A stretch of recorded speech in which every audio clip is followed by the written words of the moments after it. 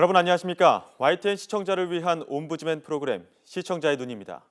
먼저 뉴스 진단 시간입니다. 이번 주엔 독감 관련 보도를 모니터했습니다.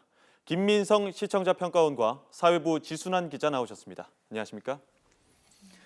네, 요즘 독감으로 고생하시는 분들 참 많은데요. 확산세도 커지고 있죠. 네, 독감 전파 속도가 심상치 않습니다. 특히 초중고등학생 독감 환자 수가 인플루엔자 감시 체계를 도입한 이후 역대 최고치를 기록하고 있습니다. 주로 방학 이후 유행하던 독감이 한 달 정도 빨리 시작돼 방학 전 집단 생활을 하는 학생들을 중심으로 확산된 것입니다. 이에 따라 보건당국과 교육부 등은 독감 확산을 막기 위한 방안을 강구하고 있습니다. 질병관리본부에 따르면 독감주의보가 해제될 때까지 치료제인 항바이러스제에 대한 건강보험 적용 범위가 확대됩니다. 그동안 9세 이하의 어린이와 임산부, 65세 이상 노인 등 독감 고위험군에게만 보험 혜택을 적용해 왔는데 18세 이하 청소년에게도 보험 혜택을 한시적으로 확대한 것입니다. 이에 따라 청소년 독감 환자들이 타미플루와 같은 항바이러스제를 처방받을 때 약값의 30%만 부담하면 됩니다. 교육부 역시 인플루엔자 확산을 막기 위해 독감 의심 환자의 등교 중지 조치는 물론 필요시 조기 방학을 검토할 것을 지시했습니다.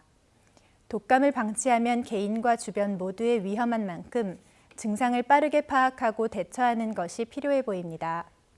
이번 독감의 특징과 증상은 무엇인지, 전염성과 전염 경로는 어떠하며 우려되는 합병증에는 무엇이 있는지 정리 부탁드립니다. 네, 유독 이렇게 빨리 번지고 있는 독감의 특징이라면 어떤 것들이 있을까요? 네, 매년 겨울철만 되면 어김없이 찾아오는 불청객이 바로 통상 독감으로 불리는 인플루엔자인데요. 올해는 예년과 달리 독감 환자 수가 빠르게 느는 등 그 상황이 좀 심상치가 않습니다. 지난달 말이죠. 독감 의심 환자 수가 외래 환자 1000명당 13.3명으로 유행 기준인 8.9명을 넘어섰습니다.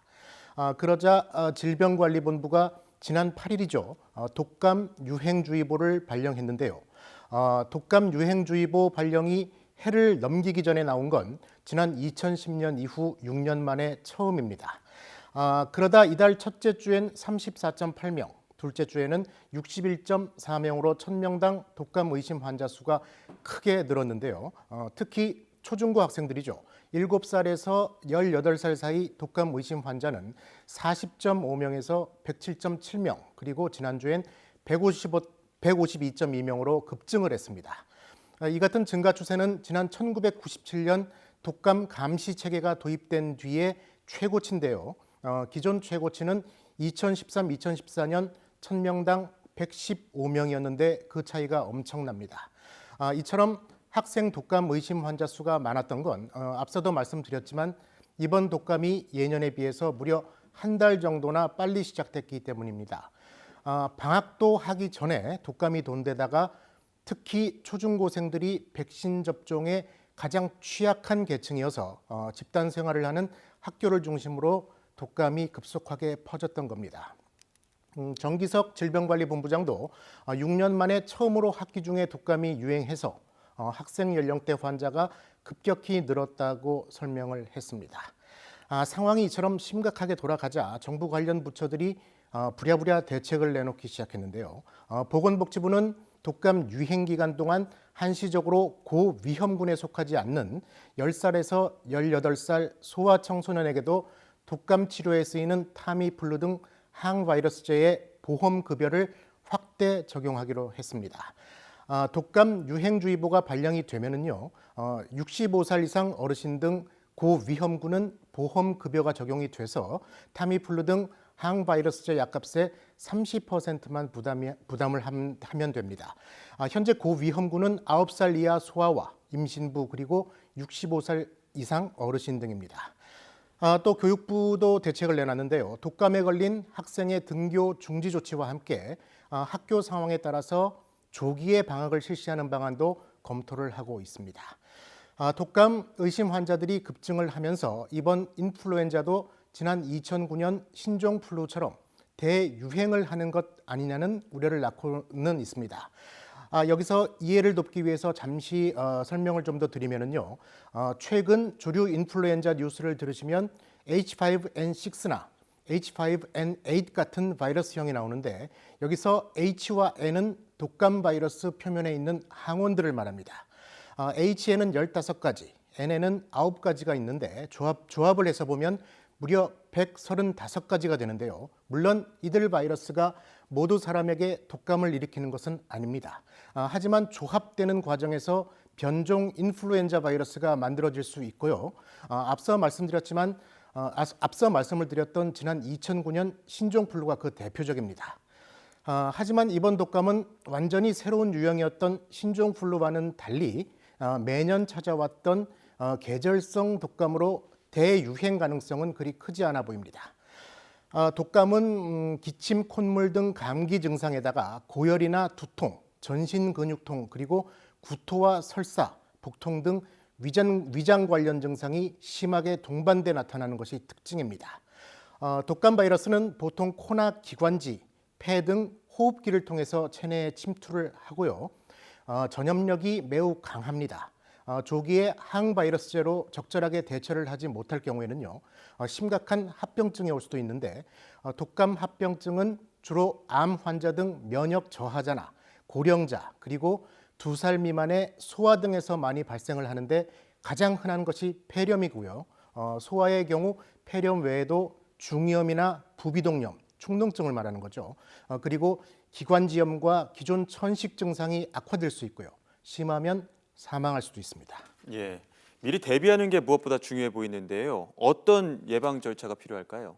네, 백신이 독감을 100% 예방할 수는 없지만 아직 백신을 맞지 않았다면 지금이라도 예방접종을 맞는 게 최선이라고 합니다. 특히 A형 독감이 가라앉더라도 내년 초에 B형 독감이 유행할 가능성이 높아 예방접종을 하는 게 좋습니다. 예방접종뿐만 아니라 일상생활에서의 개인 위생수칙 준수도 매우 중요합니다. 마스크 착용이나 손 씻기와 같은 위생수칙, 그리고 기침 예절을 지켜 평상시에 감염을 예방해야 합니다. 만약 이미 독감 증상이 있다면 서둘러 병원을 찾고 항바이러스제를 48시간 이내에 복용해야 합니다. 치료제 투약이 늦어지면 증상이 오래 지속되거나 합병증이 나타날 우려가 크고 감염 확산 위험도 커지기 때문입니다. 각종 모임이 많은 연말, 독감에 대한 대처가 국민의 건강과 직결되는 만큼 독감 예방책, 그리고 독감에 걸린 경우 어떻게 대처해야 하는지에 대한 언론의 정리가 필요해 보입니다. 한편 독감에 대한 정부의 대응이 골든타임을 지난 뒤에 이루어졌다는 지적이 있습니다. 이미 한 달 전쯤 독감이 의심되는 소아청소년 환자의 비율이 유행 기준을 넘었지만 보건당국은 모든 연령대의 평균 비율이 기준을 충족할 때까지 기다린 뒤 주의보를 내렸다는 것입니다. 이에 따라 유행주의보의 전 단계인 예비주의보를 신설하는 방안 등이 검토되고 있는데 정부가 실효성 있는 대책을 마련할 수 있도록 이에 대한 언론의 지속적인 모니터링이 필요해 보입니다. 예, 백신도 일부 종류가 있을 텐데 예방법과 정부 대책 조금 더 구체적으로 설명해 주시죠. 먼저 독감 바이러스의 종류에 대해서 말씀을 드리는 게 필요할 듯한데요. 지금 유행하고 있는 독감 바이러스는 A형입니다. 독감 바이러스는 크게 A형과 B형으로 나뉘는데요. A형은 가을과 겨울철, 그러니까 이맘때가 되겠죠. B형은 이듬해 봄에 유행을 하게 됩니다. 그러니까 독감은 10월부터 시작해서 이듬해 4월쯤까지 유행을 하는 걸로 보면 됩니다. 감기와 달리 독감은 100%는 아니지만 백신 접종으로 예방이 가능합니다. 다른 질환의 경우 예방 백신을 접종하면 면역 상태가 평생 유지가 되는데요. 독감 백신의 경우는 그렇지가 않습니다. 그 이유는 매년 유행하는 독감 바이러스 균주가 다양하게 변이를 하기 때문입니다. 독감 백신을 매년 맞아야 하는 이유가 바로 여기 있습니다. 독감 예방 백신의 효과는 접종 2주 정도 뒤부터 나타나는데요. 때문에 11월 초 이전에 접종을 하는 것이 가장 바람직하다는 것이 대체적인 전문가들의 말입니다. 특히 6개월 이상 된 아기와 어린이, 임신부, 그리고 50살 이상 성인, 또 만성 질환자나 면역 저하자 등 고위험군엔 접종이 필수적입니다. 조금 늦기는 했지만 지금이라도 백신을 접종하는 것이 좋은데요. 지금 유행하는 A형 독감은 물론이고요. 내년 초 B형 독감 유행 가능성에 대비하기 위해서입니다. 독감 백신은 A형 2종과 B형 1종을 예방하는 3가 백신이 있고요. 여기다가 B형 1종이 더 추가된 4가 백신이 있습니다. 매년 초 세계보건기구 WHO는 그해 유행할 독감 바이러스 A, B형 각각 2종씩을 정해서 발표를 합니다. A형과 B형 독감은 전염력 등에서 차이가 큰데요. 신종 플루처럼 대규모 감염을 일으키는 독감은 A형입니다. 반면에 B형은 증상 등이 A형에 비해서 크게 약합니다. 때문에 예방접종만 잘하면 불필요한 공포를 가질 필요는 없습니다. 독감의 감염이나 전염을 막기 위해선 예방접종뿐만이 아니라 일상생활에서 개인위생 수칙도 잘 지켜야 하는데요.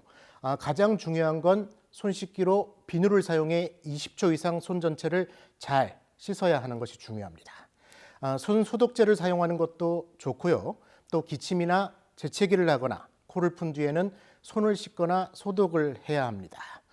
재채기나 기침은 화장지로 막고 해야 하는데 만일 화장지가 없다면 손이 아닌 팔꿈치로 막고 하는 것이 좋습니다.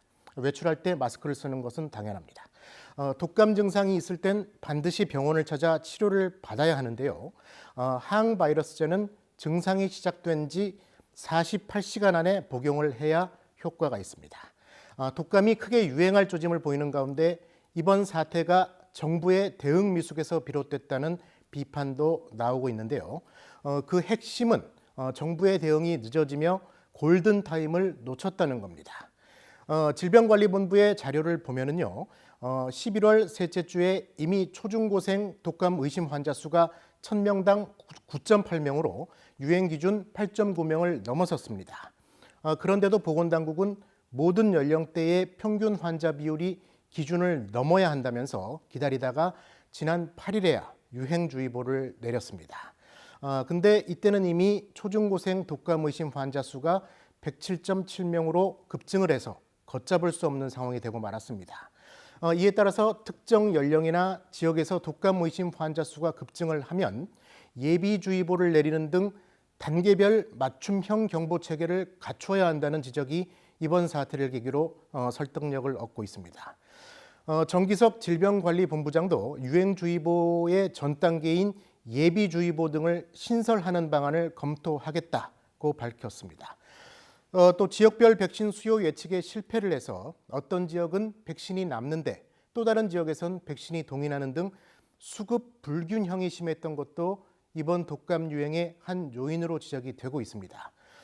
신종플루나 메르스 사태에서 뼈저리게 경험한 교훈은 감염병 대응엔 한치의 오차도 용납이 되지 않는다는 거였죠.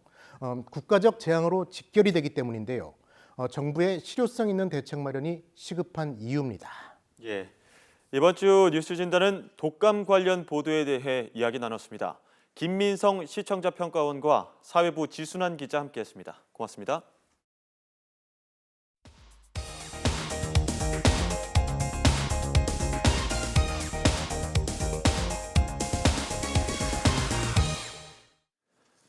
지상파 DMB 채널인 YTN DMB 프로그램을 평가하는 내가 본 YTN 순서입니다. 이번 주엔 구석구석 코리아와 김선영의 뉴스나이트에 대한 정은정 평가원의 의견을 들어보겠습니다. 시청자 여러분 안녕하세요. YTN DMB 시청자 평가원 정은정입니다. 날씨는 춥지만 크리스마스와 연말을 맞이해 가족이나 연인, 친구들과 특별한 곳에 3355 모여 의미 있는 시간을 보낼 계획을 하고 계실 텐데요. 서울에 계신 분들이라면 먼 길을 떠나지 말고 재미난 매력을 지닌 가까운 동네들을 방문해 보시는 건 어떨까요? 우리나라 사람들은 물론이고 해외 관광객들에게도 매력적인 여행 장소를 발굴해 알려주는 구석구석 코리아는 지금까지 우리나라의 구석구석 여러 곳을 찾아다니며 새로운 재미를 선사해 주었는데요. 지난 방송에는 서울의 청춘 집합소라는 주제로 홍대와 연남동을 소개했습니다.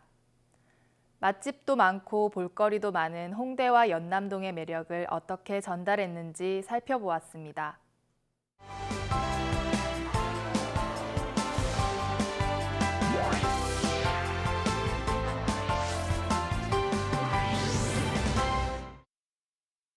먼저 연남동의 센트럴파크, 일명 연트럴파크로 불리는 경의선 숲길로 시작해 연남동 골목골목의 작은 가게들로 이어지는 구성은 프로그램의 시작으로서 아주 자연스럽게 다가왔습니다.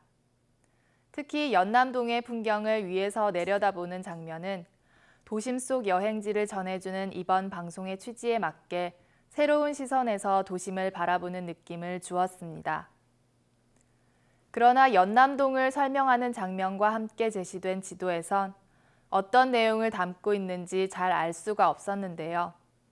그림의 선명도가 떨어지고 너무 작은 글씨로 표시되어 있어 알아보기 어려웠으며 전체적인 조감도로 참고하기에도 아쉬운 형태였습니다.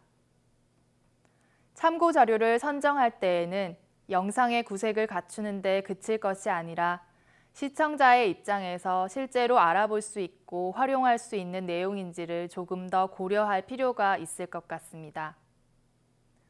반면 골목의 작은 가게들을 구경하며 소개한 꽃 초상화와 팔찌 만들기 등의 소소한 체험, 그리고 젊은 예술가들이 모인 동진시장의 풍경을 전한 부분은 연남동이 가진 매력을 전달하면서 프로그램 내용의 다양성을 높여주었습니다. 길거리 음식으로 소개한 테이크아웃 스테이크는 연남동의 특성과는 별로 연관성이 없어 보여 아쉬웠지만 연남동의 유명한 화교거리에 특색 있는 음식을 소개하고 소롱포와 우육탕면에 대한 정보를 전달해 주었던 점은 적절했다고 생각됩니다. 다만 연남동에 화교가 왜 많은지, 언제부터 화교거리가 형성됐는지 등의 정보도 함께 전달해 줬다면 더 유익한 내용이 됐을 것 같습니다. 여행지를 소개하는 프로그램에서 맛집에 관한 콘텐츠는 종종 유명 음식점 홍보로 전락할 수 있는데요. 이를 피하기 위해서는 소개하는 메뉴와 여행지의 연관성을 더욱 세심하게 살피고 관련된 정보를 충분히 전달해주는 노력이 필요하다고 생각됩니다. 이어진 홍대 거리 탐방에서는 패션 거리부터 비교적 외진 곳에 있는 벽화거리까지 인력거 투어를 통한 새로운 방식으로 소개되어 신선했는데요. 지나다니는 거리를 색다른 느낌이 들게 하기에 인력거 투어는 좋은 소재라고 여겨집니다. 또한 홍대의 길거리 공연인 버스킹에 참여하는 출연자의 모습은 개성과 생기가 넘치는 홍대 거리의 분위기를 전해줌으로써 서울의 청춘 집합소라는 이번 방송의 주제와 밀접하게 연관되며 흥미를 높였습니다. 이번 구석구석 코리아에서는 자칫 식상할 수 있는 홍대와 연남동의 색다른 면모를 소개하기 위해 노력한 점이 돋보였고 여행 프로그램답게 음식, 체험, 볼거리 등 콘텐츠의 구색을 잘 갖춰 다양하게 구성한 점도 좋았습니다. 그러나 홍대와 연남동은 각각 하나의 소재로 활용해도 될 만큼 맛집과 카페가 즐비하고 개성 넘치는 즐길거리가 많으며 특히 해외 관광객들이 많이 찾는 곳인 만큼 두 곳을 하나의 콘텐츠로 구성한 점이 조금 아쉬웠습니다. 연남동의 새로운 모습에 치중하다 보니 홍대의 매력을 전달하는 분량은 너무 적었던 게 아닌가 하는 생각도 들었습니다.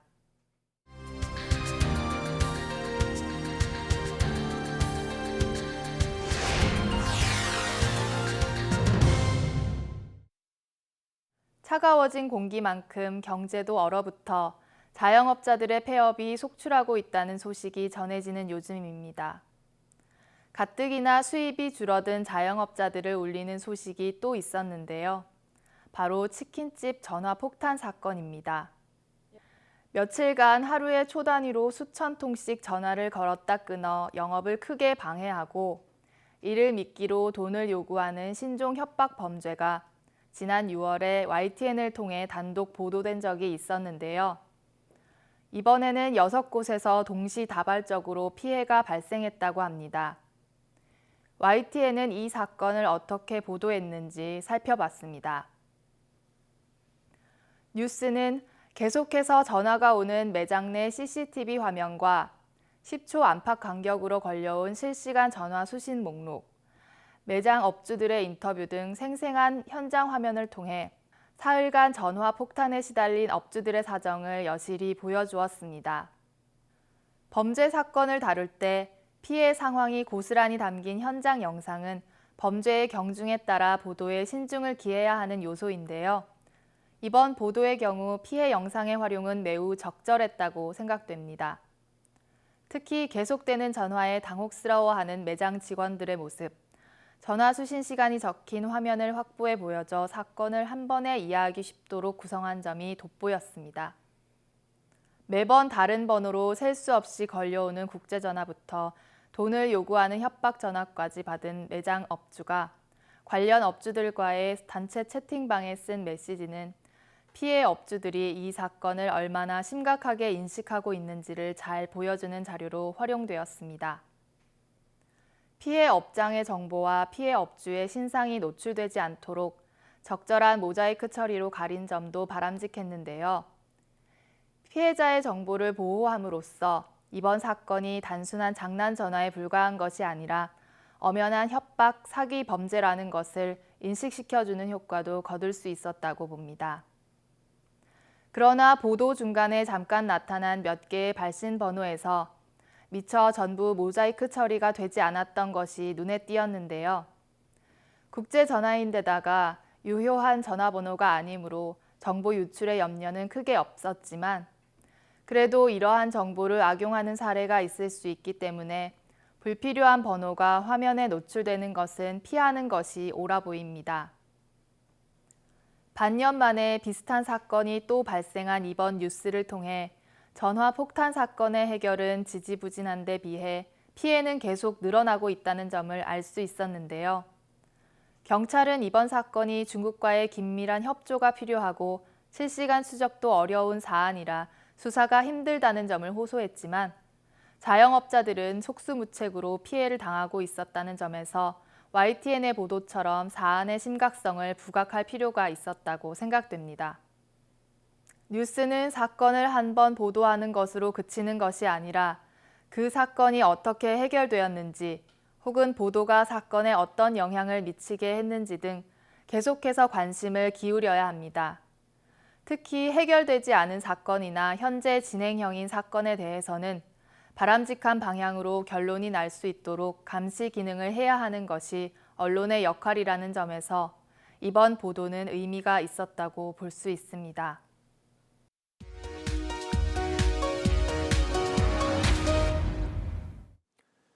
이번 순서는 시청자들의 지적사항을 정리한 모니터 보고 시간입니다. YTN 뉴스를 시청하다 보면 부적절하게 표현이 된 자막이나 부자연스러운 색이 사용된 그래픽이 종종 나타나는데 시청자들은 좀 더 세심한 주의를 당부했습니다. 지난 20일 서울 모초에서 현재 국정조사를 대비하는 것으로 추정되는 우병우 전 청와대 민정수석 관련 영상이 방송되는 과정에 코너링 아들이라는 우병우 전 수석의 아들을 다소 비하하는 듯한 자막 표현이 있었습니다. 굳이 코너링이라는 표현을 넣지 않았어도 됐기 때문에 불필요한 표현은 지양돼야 한다는 지적이 있었습니다. 같은 날 전남대학교가 교수 공채 과정에서 학과 전공과 맞지 않은 지원자를 채용해 잡음이 일고 있는 사실을 단독 보도라고 내보냈습니다. 그런데 YTN 보도보다 이틀 전인 18일 이미 다수의 타 매체에서 다뤄진 내용이므로 단독 보도라는 자막을 고지하기 전에 다른 매체에서 보도된 적이 있는지 좀 더 확인할 필요가 있어 보인다는 지적이 있었습니다.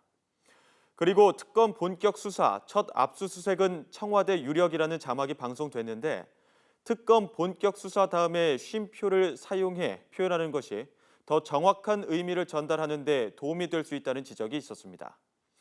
그런가 하면 출근길 안개주의 상황을 그래픽을 활용해서 전달했는데 하늘색 계열은 주로 강우량에 사용된다고 생각됐고 그림만으로는 비 오는 지역의 표시로 오인될 수 있었습니다. 안개주의라면 탁한 느낌의 회색이 떠오르는데 푸른 계열의 색상 사용이 적절했는지 의문이었다는 지적이 있었습니다. 그리고 논란 나왔던 청문회 발언들이라는 코너에서 관련 자료 영상이 방송될 때 우측 하단의 수화 방송이 자막과 겹치는 상황이 발생됐는데 보다 세심한 배치가 필요하다는 시청자 지적이 있었습니다.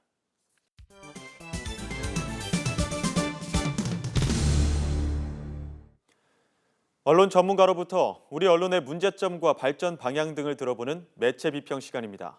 오늘은 정대철 한양대학교 교수로부터 청문회, 국감 보도에 대한 문제점이라는 주제의 논평을 들어보겠습니다. 요즘 우리 사회는 언어와 표현에서 혼란과 경랑이 솟구치고 있습니다. 뉴스 보도에서 인용되는 용어들이 이 물결을 따라 거칠고 사나운 상징으로 거침없이 다루어지고 있습니다.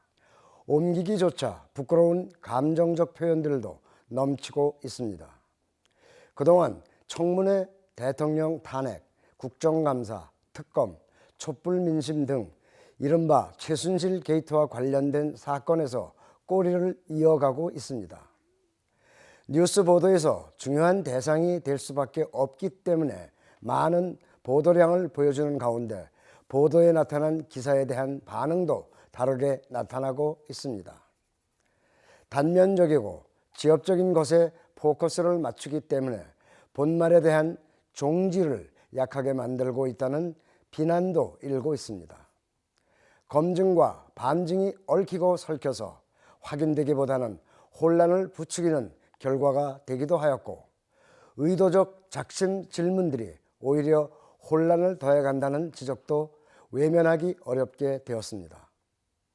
핵심보다는 주변에 치중하는 경우도 볼 수 있습니다.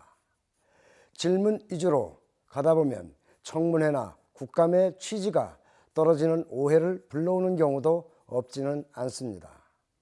이런 유의성을 감퇴시키는 것은 의원이나 의원에게 요구하기는 어렵지만 미디어에서는 걸러낼 수 있어야 한다는 점입니다. 보도나 중계를 통해 전달되는 보도의 방향도 과거와는 다르게 비춰주고 있습니다. 사실과 핵심, 변죽과 신금을 정리해주는 보도 내용에 대한 기대가 상대적으로 아쉽다는 것입니다. 미디어의 방향 기능은 직간접적으로 시청자에 대한 이해를 제공하는 데 중요한 역할을 하고 있습니다. 이러한 현상을 초래한 원인에 대해서 다각도로 짚어내고 있습니다. 위원이나 의원에 대한 문제를 지적하기도 합니다. 미디어에 대한 주관적 기준에도 문제가 없는 것은 아닙니다. 위원들의 낚시질 방식의 질문도 있지만 반복되는 드러내기식 공세도 크게 달라지지 않고 있다는 모양입니다.